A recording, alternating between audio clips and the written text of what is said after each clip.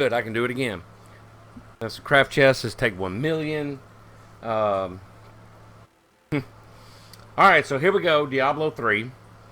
And this right here is now the third game that I'm testing out on the new AMD A10 7890K. As you can see, we are actually playing this game, and I will show you right now. We are playing it on all high settings except for shadows, which I never turn my shadows up to max. Just personal preference. I just don't see any need for it. If I were to play a game like, a Battlefield or, Black Ops or something like that, where, that kind of detail really pops, then, yeah, I'd probably have it up there. But this particular machine is not really built to play those games, nor did I have any intentions of playing high FPS games. I primarily made this for me to be able to play the games that I like, which are action RPGs, MMOs, and MMORPGs.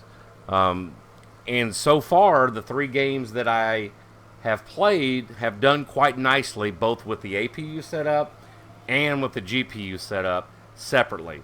After Tuesday, we will have that DDR3 2400 RAM that I promised everybody from the first video. And we will install that.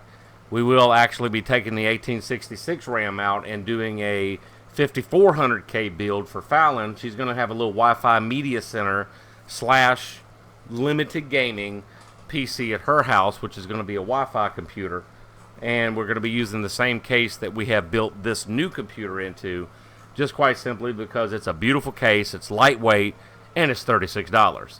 And if you have not seen this case, we will put a link down in this video to it, I believe. Hopefully, if you don't see it, come back and check it, or go back to the other first test review. I think it was. What is it? The first review that I did on the actual processor, which was showing Terra. I was in Westonia, I know that. So hopefully that wasn't too much of a ramble. So let me just show you some gameplay, because gameplay always speaks for itself.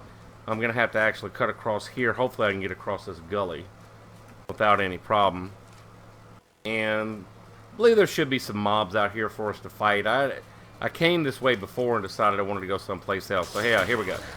Let's get some effects going on up here to show everybody. It is smooth.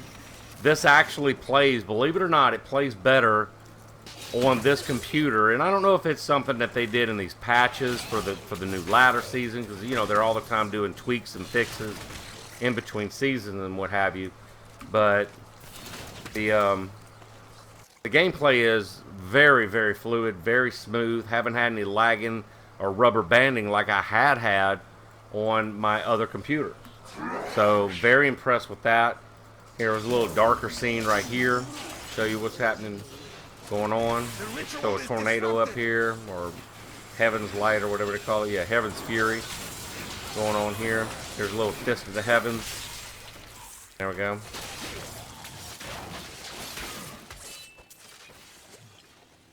Alright.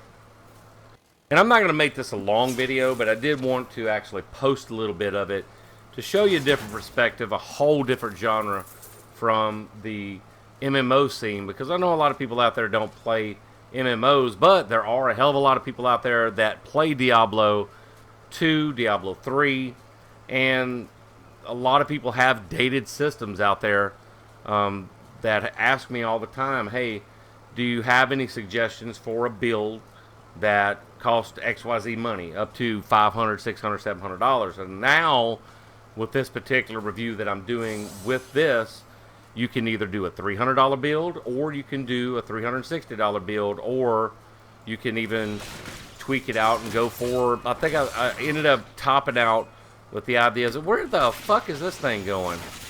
I hate it when they do that. I'm just going to run away across the map. But you can even tweak it out and have a $470 build if you were to skip the R7 250 and go straight to an R9 380. That's just if you have that preference to do so.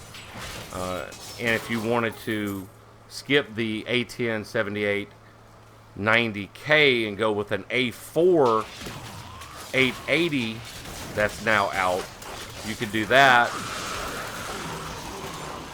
But it cost you, I think I ended up topping it out at like $470 with that. And that's using dual channel 2133 RAM with basically the same motherboard. It's a Bolton 4 motherboard. Somebody out there was saying that I needed a Bolton 4. I do have a Bolton 4. You know, please read the script before you... I mean, I don't know who these people are. Where do you come from? Telling me to do stuff and I already did it. But anyway, that's neither here nor there. This is all about the chip. This is all about this $360 build. And this is all about showing you some awesome gameplay right now, which is Diablo 3 Reaper of Souls. The ladder just reset, as everybody knows. I need Wrath.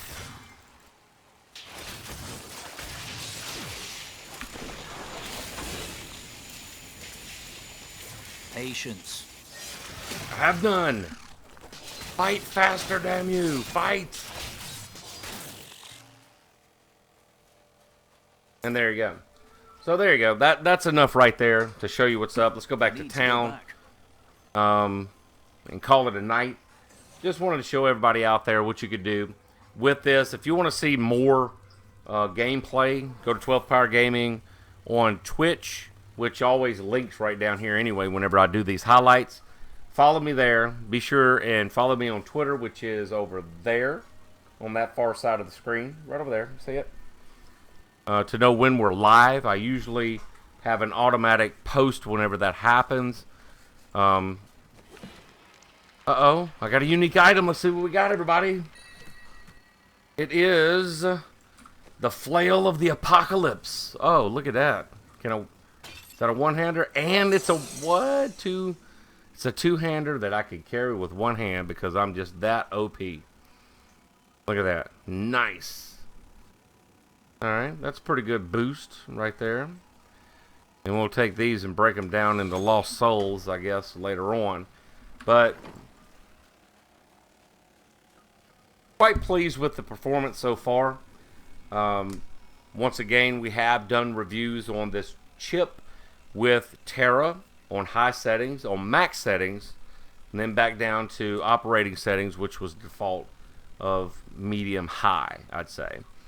We've done the test on Black Desert on high and max settings, and then back down to medium settings, which the quality didn't really change that much except for the water texture did change some.